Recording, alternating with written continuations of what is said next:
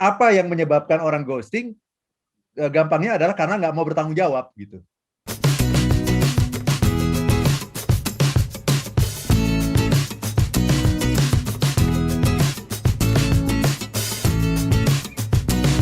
Jadi kita sambil ngetes nih, ya, ngecek ini bener-bener emang ghosting beneran atau perasaan kita aja yang Betul. di-ghostingin. Mungkin karena terlalu ekspektasi tinggi barangkali ya.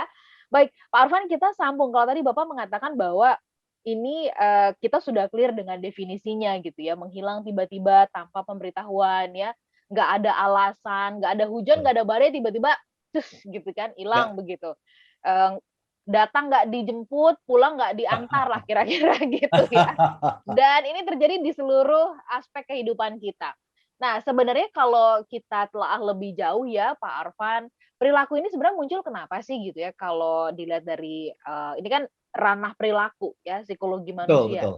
Sebenarnya kalau Bapak temukan dan pelajari gitu, ini terjadi apa yang mendorong atau yang menyebabkan orang melakukan seperti itu, Pak Arfan? Terima kasih Mbak Ola ya. Yang menarik di Amerika itu pernah dilakukan penelitian Mbak ya di satu kelompok orang gitu. Eh, Ternyata seperempat orang dari yang diteliti 25% itu pernah menjadi korban ghosting Mbak. Gitu Mhm. ya. 25% pernah menjadi korban ghosting dan ternyata dari orang-orang yang diteliti itu 20% pernah melakukan ghosting gitu. Mhm. Ya, jadi ini sesuatu yang banyak sekali terjadi gitu. Ya. Mhm. Yang paling banyak adalah ketika orang punya utang, Mbak Ola. Oke. Ya, saya juga pernah mengalami ya beberapa kali ya ketika ada orang yang berhutang kepada saya, awalnya tentunya baik-baik pasti dan sebagainya, tapi setelah beberapa waktu kemudian orang tersebut menghilang gitu ya. WA-nya nggak bisa dikontak begitu, saya diblok Oke. begitu. Ya, Mhm. kemudian saya coba media yang lain ya melalui Messenger di Facebook juga ternyata sudah diblok juga. Saya coba Mhm. ke Instagram sudah diblok juga gitu loh. Mhm. Menghilang gitu. Ya, sama Oke. sekali menghilang selama beberapa tahun gitu. Jadi saya kira itu pengalaman banyak orang ya, yang paling sering ya ketika ada orang yang berhutang kepada kita, kemudian waktunya sudah tiba gitu, kemudian orang itu seolah-olah menghilang di telan bumi gitu, Mbak Ola. Mhm. Nah, Mhm. apa yang menyebabkan orang ghosting? Gampangnya adalah karena nggak mau bertanggung jawab gitu. Oke. Karena Ya, tidak ya. mau bertanggung jawab. Nah, itu juga ada beberapa alasan juga gitu ya. Bisa jadi orang ini tidak punya skills, Mbak Ola. Oke. Tidak punya skills untuk mengatakan yang sesungguhnya dia rasakan gitu. Ya. Ya, Mhm. saya pernah itu di tahun 2008 akhir Mhm. itu pada hari Natal itu ada sebuah kejutan tuh di hari Natal tahun 2008. Mhm. Ya, itu saya panggil ART saya punya ART asisten rumah tangga tuh 2 orang Mbak. Mhm. Ya, saya panggil dan sebagainya karena kok udah siang belum turun-turun juga ya.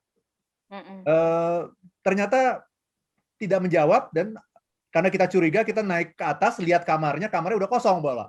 Gitu ya. Mhm. Nah ini Oke. ART saya ada 2 orang tuh dan dua-duanya itu ghosting gitu alias kabur gitu ya.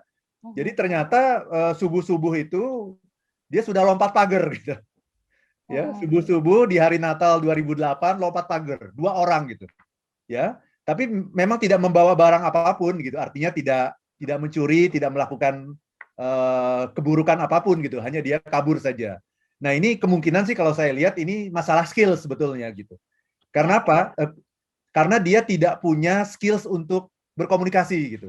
Ya, ya. menyampaikan bahwa sebetulnya saya sudah tidak betah atau apa yang dia rasakan, dia tidak punya kemampuan itu. Jadi communication skill-nya yang kurang gitu. Nah, itu juga menjadi salah satu alasan dari ghosting, ya. Mhm. Tapi selain communication skill, ada lagi alasan yang lain yaitu memang tidak ada niat baik gitu. Ya, tidak ada niat baik untuk menyelesaikan masalah gitu sehingga lebih suka kabur gitu. Ya, saya pernah punya beberapa kali juga ya di kantor ya, yang terakhir itu baru di tahun 2019 kemarin gitu, Mbak. Ya, Jadi ini ya. kalau di kantor tuh biasanya terjadi setelah gajian, Mbak Ola. Oh, oke. Ya, setelah gajian besok kemudian tidak masuk gitu ya. Tidak Mhm. masuk, kita pikir kan sakit ya. Oh, nggak apa-apa lah gitu ya. Sehari, 2 hari, 3 hari ya luput dari pengamatan kita gitu. Mhm.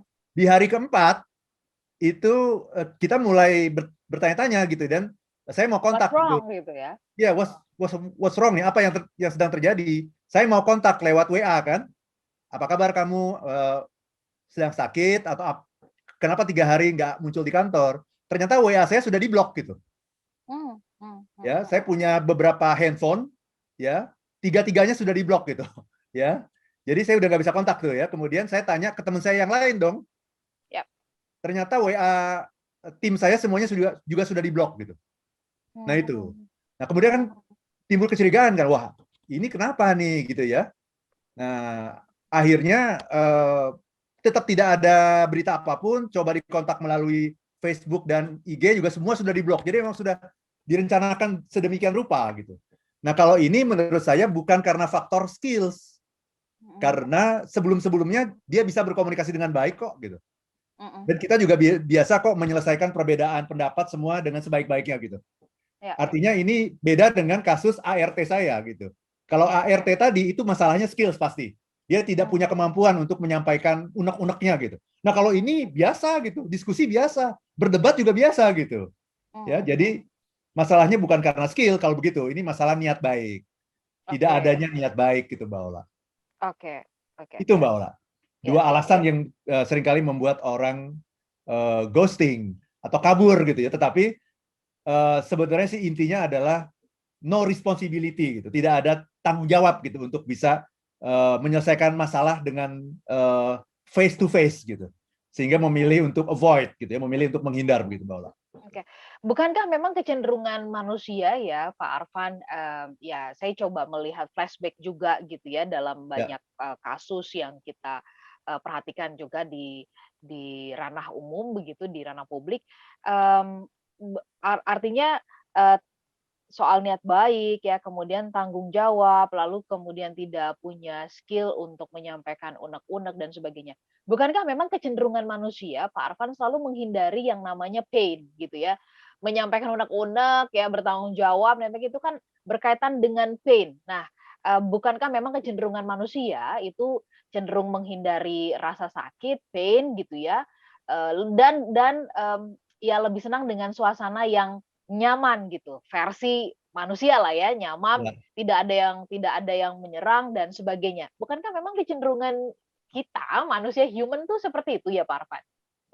Betul sekali Mbak Ola ya. Manusia kan selalu menghindari kesakitan dan selalu Ya, mengejar kesenangan kan seperti itu ya. betul. Em, tetapi kan kita orang-orang yang belajar itu kan sebetulnya kecenderungan manusia ya.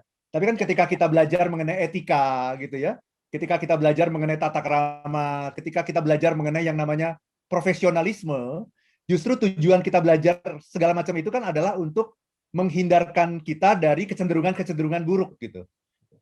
Bahwa manusia itu kan kecenderungannya sama, semua orang kan kecenderungannya mengeluh, semua orang kan kecenderungannya ingin mendapatkan sesuatu dengan mudah kan.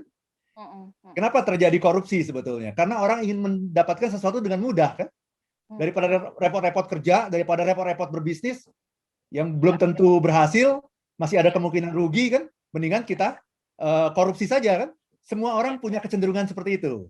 Jadi itu kecenderungan yang manusiawi. Tetapi kita kemudian belajar yang namanya agama, ya kan? Kita belajar agama, kita belajar budi pekerti, kita belajar tata krama, kita belajar profesionalisme, kita tahu bahwa perusahaan kita punya nilai-nilai gitu ya, punya values. Tujuannya apa? Tujuannya adalah untuk menghindarkan manusia dari kecenderungan manusiawi yang buruk gitu. oke.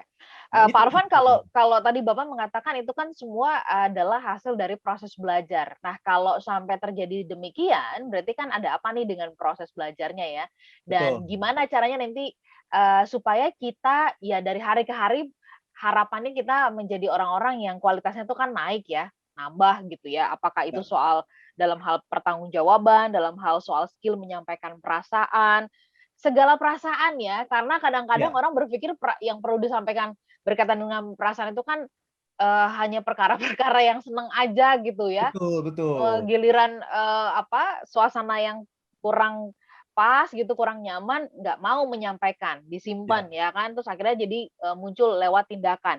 Nah, ini gimana sebenarnya kita bisa, paripurna lah dalam pelajaran itu? Nanti mungkin Pak Arfan bisa kasih, tips-tipsnya ya, kita gali lebih dalam, Apa yang Betul. membuat orang bisa menjadi lebih besar potensi belajarnya, berhasil gitu kalau apa begitu?